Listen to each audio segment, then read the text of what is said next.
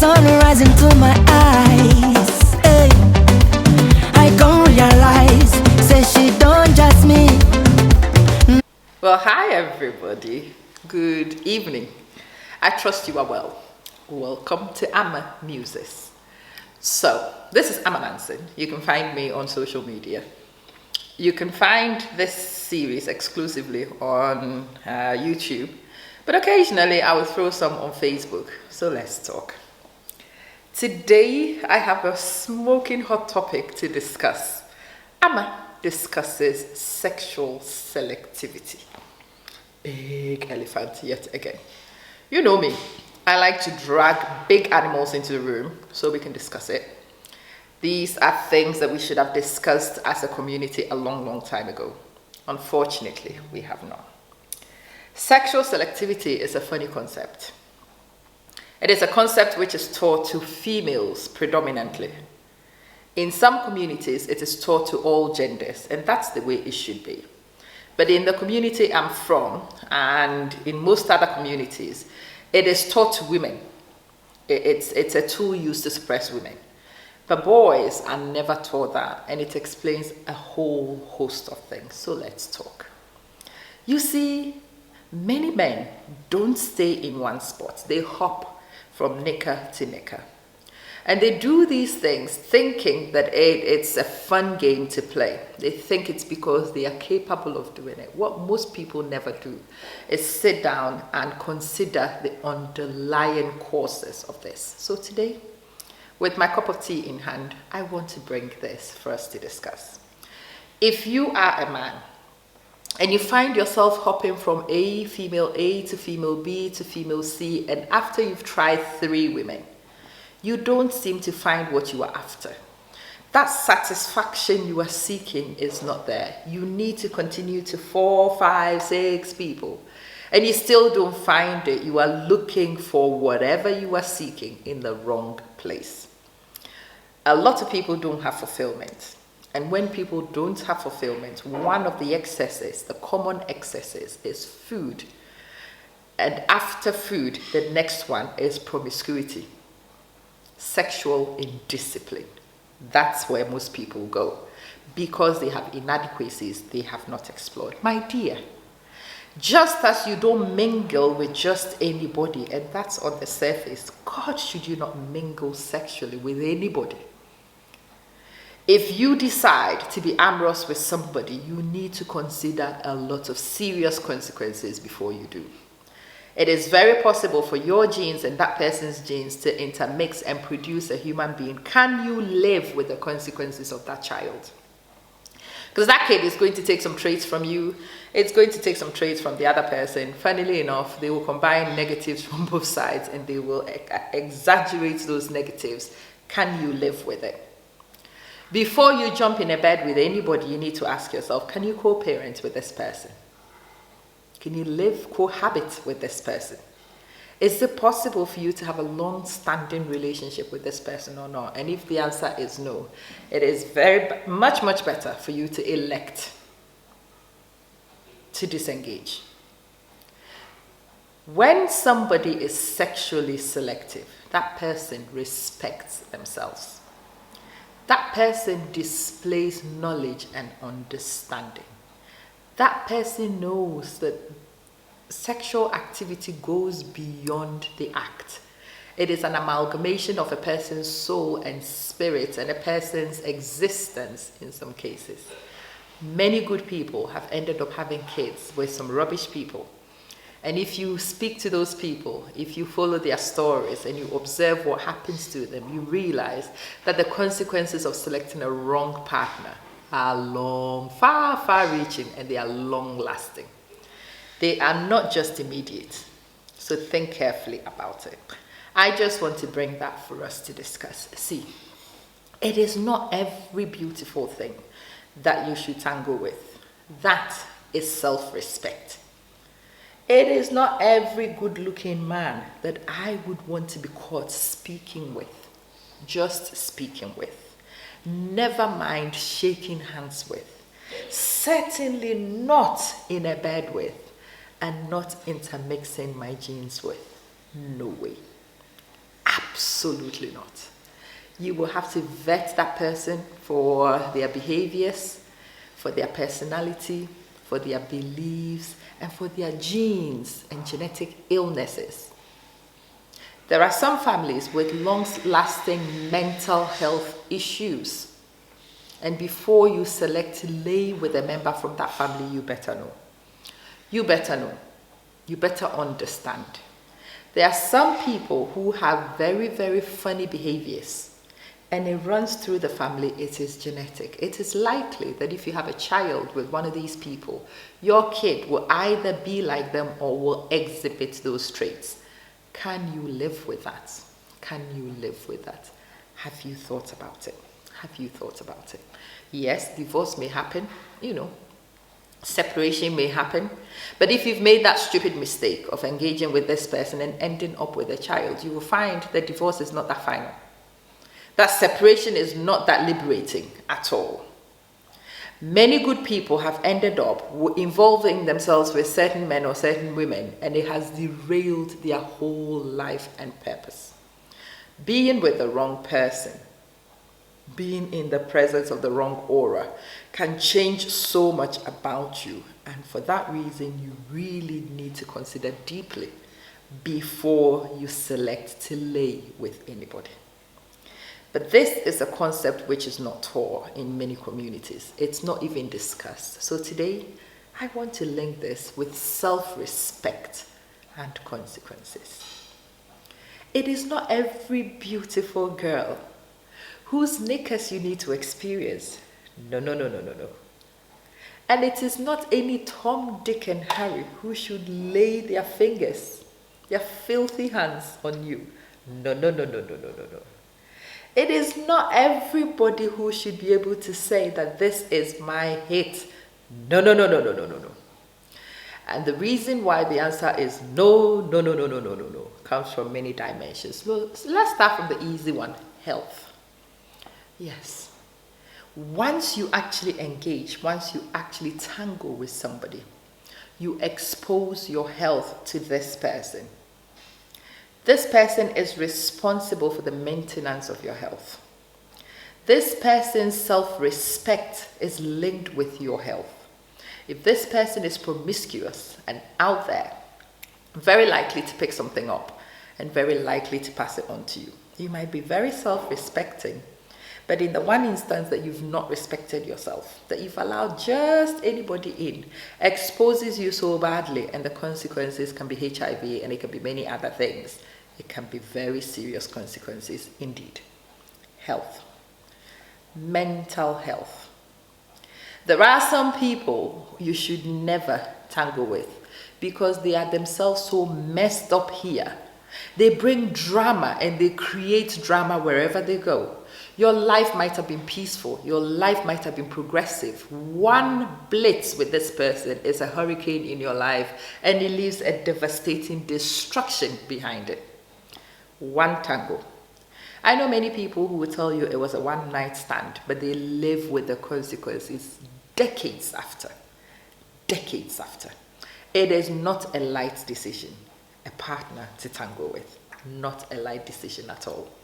It is one that needs to be done mathematically. It needs to be done very strategically. You need to analyze and weigh all the consequences, and you will find that if you've done your weightings properly, in most cases, the best thing to do is to elect not to engage. Sometimes, the person might be healthy physically. The person might be healthy mentally. Your cycles might just coincide, and I've already said so. You will end up with a child between you. Are you willing to raise a kid similar to this person? Because that's what's about to happen. That kid is going to get only half of your genes and half of the other person's genes. Can you live with it? Can you live with it? Can you raise a kid who exhibits traits 50% from this other person? Can you? Can you? Or would that be a constant reminder of the one stupid mistake you made? Now, that would be a very unfortunate event for you and that kid, because that kid is going to be a constant reminder of a mistake. And if you're not careful, you will make a second mistake after that one. You will make the mistake of letting this kid know. You will make the mistake of telling the kids a lot of things about the other parent, of whining and moaning and devastating this kid psychologically because of your mistake. So you see, tangling, laying with somebody is not a light choice at all. It is something you think of very carefully. I know many men who have not amounted to anything in life, not because they never worked hard. They did work very hard, but they had nothing to show for it because of sexual indiscipline. They would go to every pot and taste the soup. In the end, you have absolutely no clarity of the taste anymore. The tastes are also mashed up. And the funny thing is, you were looking for physical, what is actually an emotional need. For most people in a relationship, you are looking for connectivity. You are looking for compatibility. You are looking for understanding and companionship. That is what you are actually seeking. And you need to know an answer before you actually start this quest. What exactly do you need? Most of you have no idea what you need. So you look for the fairest girls, you don't find it. You go seeking the darkest girls, you still don't find it. Then you look for the tallest ones, no, it's not there. And then you look for the fat ones, it is still not there. Then you don't care about the size, the shape, the age. You go everywhere and you are still devoid inside of peace because you are looking for what is an emotional connection from the physical. Physical. Few seconds of gratification. And then the reality will still hit. It is still not it. But you could find, for those who have managed to find that connection, those people are settled, they are grounded. They don't need to look elsewhere. They can focus on a career because there is no quest in another area. They can focus on development. They can do growth. They have peace. They have relaxation in their life. There is no drama, and those people thrive. For those who haven't found what they are seeking, those who don't even understand their need in the first place, those who are only looking in the physical for what has very little to do with physical satisfaction, it is appointed unto those to be disappointed most of the time. You will speak to many men and they will tell you, women are like this. I'm like, no, women are not like that. You choose those kind of women because you don't even know what you need. You like women who are freeloaders, so they come freeloading. Don't come complaining because that's what you attract. That's what you have set in your stall to receive, and that's exactly what you receive. There are other people who can live peaceably with you, but you either don't know what you need to live peaceably with, or you are expecting it in a package. I know somebody who's left his wife of 20 years and gone for a younger girl, only to be introduced at a nightclub as a friend. And he wanted to cry because he wants ownership. Aren't you a bit confused? You had ownership with your wife, you didn't want it. You went seeking this younger girl on a terms and conditions that you knew from the very beginning was very relaxed. And then now you want ownership. But I pay so much money, it would be nice to be acknowledged. No, nobody owes you acknowledgement over here. There is a lot of confusion here about what you need from this relationship and what this young lady needs from this relationship. And it's never going to tip the balance towards what you need. So you will find yourself devoid yet again, having made a fool of yourself, having made choices which makes you an object of ridicule for people who know you, only to discover that what you went seeking is not what you thought it was. Not all that glitters is gold. Not all that glitters is gold, but you've got to know what is your gold. What is gold to me might not be gold to you. So if you find yourself chasing everything, if your eyes cannot fall on without you chasing them, remember that is canine behavior. Dogs behave that way. That is animalistic because they don't sit down to ponder. If you sniff and follow, my dear, you are not human. You are not behaving like a human. You have to rise above that basal animal instinct. That is where maturity and learning and development and wisdom begin to be applied. For a hot-blooded teenager whose mental capabilities are not well developed, some things might be forgiving. Past 25, those things are stupid. They are irresponsible. It shows immaturity and lack of development. We need to sit down and we need to throw this and we need to explain this for exactly what it is. We need to explain what the basic need is that we all seek to resolve. We all need to find what the actual need is, and it's a need of belonging, it's a need for understanding, it's a need for release sometimes, but there is compassion. There is a lot of things that go in that process. And once you understand what that is and the little role that the physical plays in this complex maze, you are less likely to throw what was a good thing in pursuit of fool's gold. You are less likely to chase what would make you embarrass yourself and make only a fool of you. You are less likely to seek pastures which will end you in a road that might not be pleasant in the end. Because as an adult with capacity, you will have to think everything through before you act. Pause for a second and reflect. Does it make sense to lay with this person? Is this a character I would even like to procreate with? Is this a character that I would like to mix my genes with? Is this somebody who can raise my kids and hold them to the high standards that I demand of them? Is this person capable of holding a conversation with me? Can I engage with this person beyond the 3 seconds of this activity? You have to think, you have to be thoughtful, you have to be mindful of all these things before you engage. That is the principle of sexual selectivity. It's something that only self-respecting people are capable of. Only people who are deep thinkers are capable of this.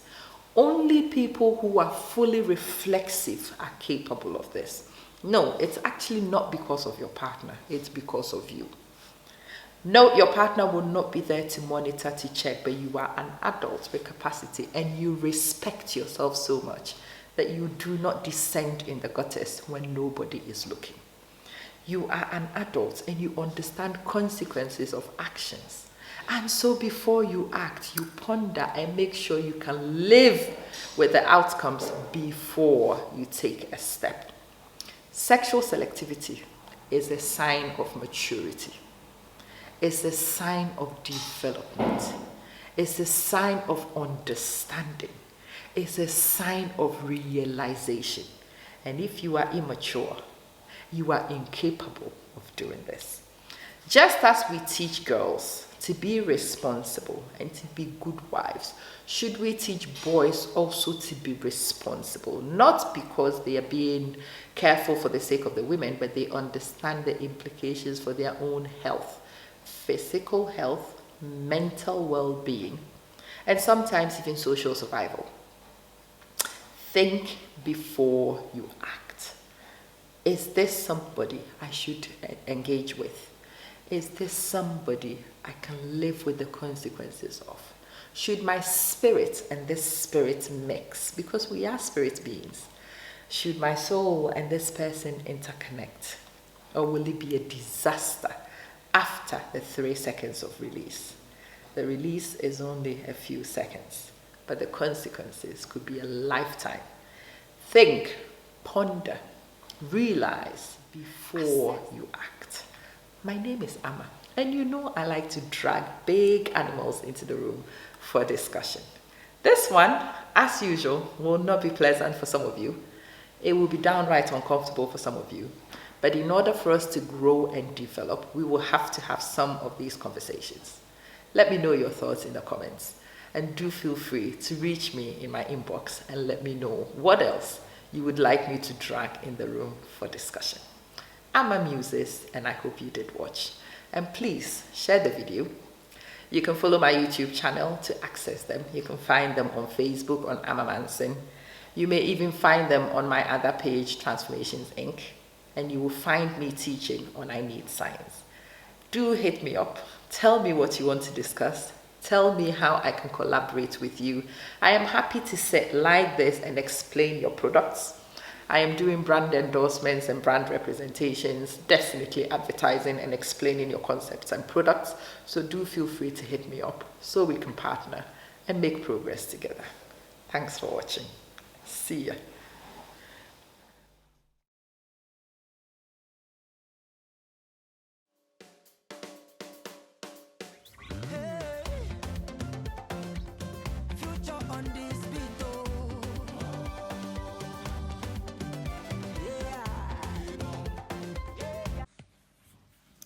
Good evening, me mamwajo. Abusiafo, obi a ho ye.